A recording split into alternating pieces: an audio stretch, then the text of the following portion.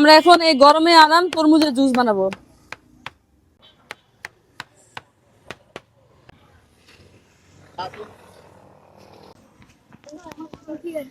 এটার সাথে চিনি অ্যাড করে দিব,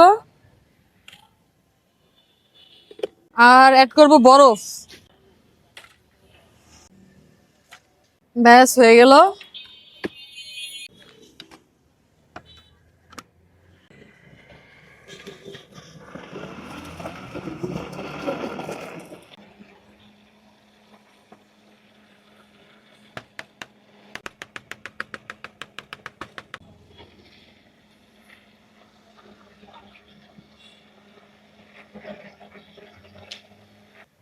আমাদের তরমুজের জুস একেবারে রেডি হয়ে গেছে। এটাকে এখন আমরা ছেঁকে নিব যাতে দানা দানা ভাবটা না থাকে।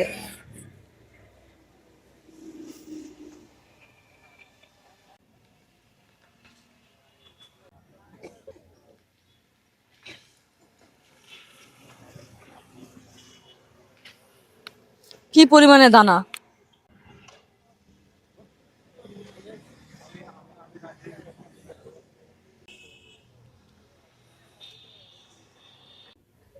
রেডি হয়ে গিয়েছে আমাদের তরমুজের জুস। এই যে লাল লাল জুসি জুসি, ঠান্ডা ঠান্ডা, কুল কুল আর মিষ্টি। মাত্র এই 350 ml 100 টাকা করে গ্লাস।